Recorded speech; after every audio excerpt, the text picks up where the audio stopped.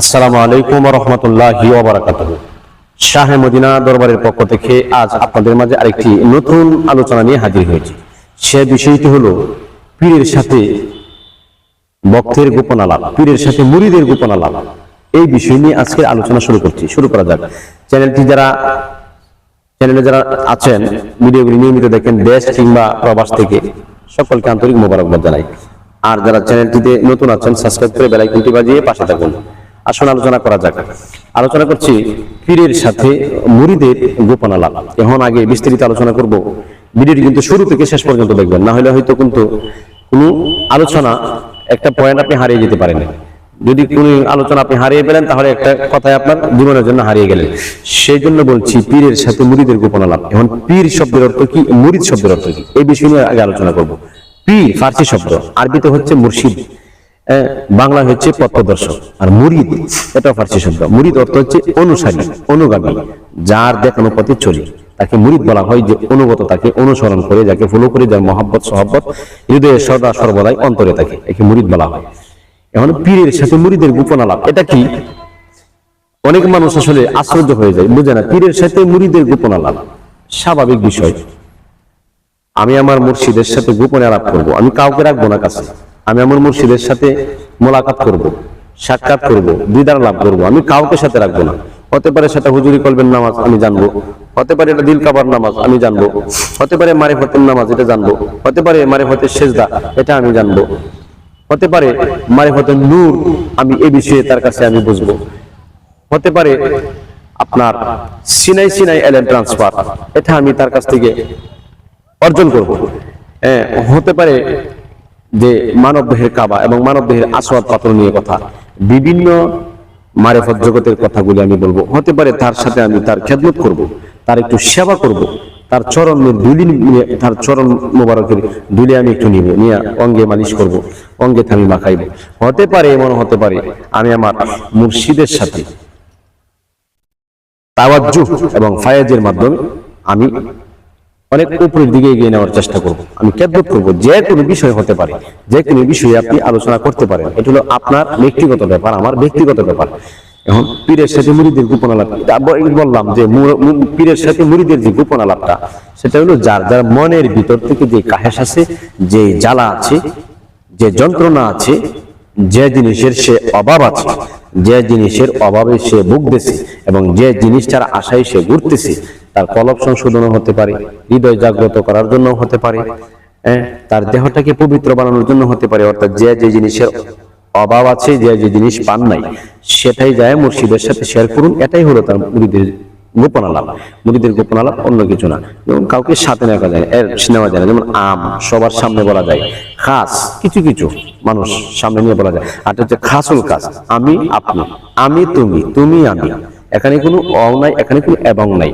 আমি তুমি, তুমি আমি, আল্লাহ রাসূল, রাসূল আল্লাহ, পীর মুরিদ, এখানে কোনো ও নাই, এখানে কোনো এবং নাই। ছাত্র উস্তাদ, মাদ্রাসা মসজিদ, অর্থাৎ মাদ্রাসা মসজিদ, মা বাবা, কত সুন্দর একটা মিলের কথা।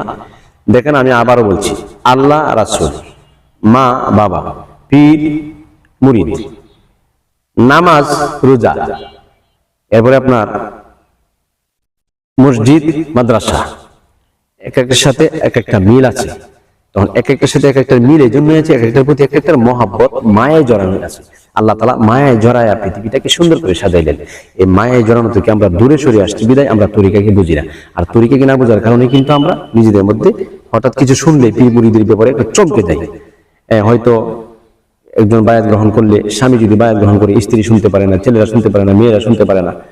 অর্থাৎ আর যখন এই স্ত্রী যখন বায়াত গ্রহণ করে, তখন কিন্তু আবার স্বামী শুনতে পারে না। কেন?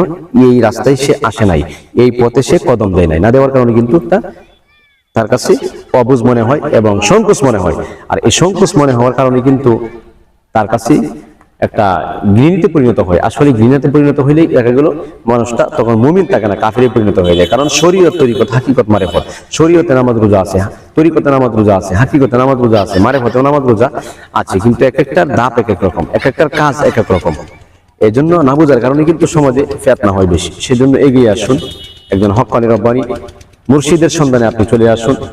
যে মুর্শিদের কথায়, যে মুর্শিদের চেহারা পানে তাকাইলে, যে মুর্শিদের কাছে আসলে আপনার কথাগুলি শুনবে, আপনাকে দিবে আপনার আত্মার খোরাক, আপনার অন্তরের খোরাক, আপনার আধ্যাত্মিক জগতের কথাগুলি শুনলে আপনি যদি ভালোবাসেন, ভালো লাগে, তার কাছে যায় আপনি আত্মসমর্পণ করেন, যে কোরআন হাদিস জানে। কোরআন হাদিস ব্যতীত মূর্খ লোকের পায়তারা করলে জীবন কিন্তু সর্বনাশ, বিনাশ। সৎ সঙ্গে স্বর্গবাস, অসৎ সঙ্গে সর্বনাশ।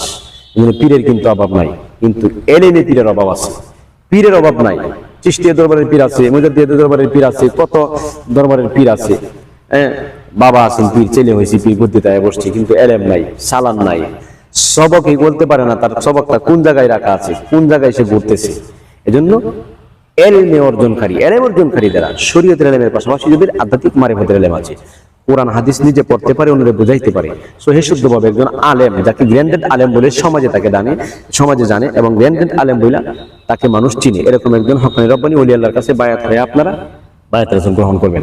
আর কিছু বেশদারি ফকির, বাউল, এদের কাছ থেকে দূরে থাকবেন, কারণ বাউল দিয়ে আল্লাহ রাসূল পাওয়া যাবে না, ফকির দিয়ে আল্লাহ রাসূল পাওয়া যাবে না। বেশদারি ফকির, আগেকার ফকিরেরা বাড়ি বাঁধতো জংলায়, রাস্তাঘাট থেকে অনেক দূরে, বর্তমানে ফকিরেরা বাড়ি বাঁধে রাস্তার পাশে, সুন্দর ডেভেলপ করার জন্য। এজন্য ভিন্ন হয়ে গেছে এখন বর্তমান সমাজ। এজন্য সাদা সিধা জিন্দিগি, পোশাকে সাদা সিধা জীবন, চলাফেরায় সাদা সিধা জীবন যাদের কাছে আছে, তাদের কাছে যায় আত্মসমর্পণ করুন। ভালো থাকুন, সুস্থ থাকুন। স্ক্রিনে দেওয়া নম্বরে আপনার প্রয়োজনে যোগাযোগ করবেন।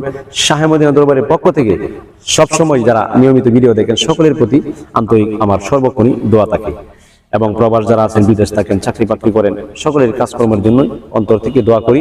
আপনাদের মতামত কমেন্ট বক্সে জানাবেন, ভিডিওটি লাইক করবেন, শেয়ার দিয়ে ছড়িয়ে দিবেন, যাতে সারা ওয়ার্ল্ড পৃথিবীর মানুষ আপনার একটা শেয়ারের কারণে জানতে পারে এবং বুঝতে পারে। আমার বলাটা সার্থক হবে আজকে যদি আপনারা শুনে আমল করেন। আমার শাহে মদিনা দরবারের ভক্ত মুরিদানদেরকে বলছি, আপনারা সচেতন হন। আমার যে ওজিফাগুলি আছে, যে নসিহতগুলি আছে, আপনারা কোন ভাবে আদায় করুন। অর্থাৎ আমাকে মানা মানে আমার কথাগুলি মানা, আমাকে মানা মানে আমার আদেশগুলি মানা। আমার আদেশগুলি যদি মানেন তাহলে আমাকে মানা হলো। আর আমার আদেশগুলি যখন মানবেন, নিষেধগুলি যখন মেনে চলবেন, আদেশগুলি যখন পালন করবেন, তখন আমি খুশি থাকবো। আমি খুশি থাকলেই আপনাদের জীবনের যে একটা শান্তি, যারা কাজ ভক্ত, আশা করি এদের হৃদয়ে শান্তি পাবে। আর মুর্শিদকে বেজার রাখা কোনোদিন আল্লাহ রাসূল পাওয়া যাবে না। তরিকতে পথ চলতে পারবেন, কিন্তু কিছু করতে পারবেন না। ভালো থাকুন, সুস্থ থাকুন। আসসালামু আলাইকুম ওয়া রাহমাতুল্লাহি ওয়া বারাকাতুহু।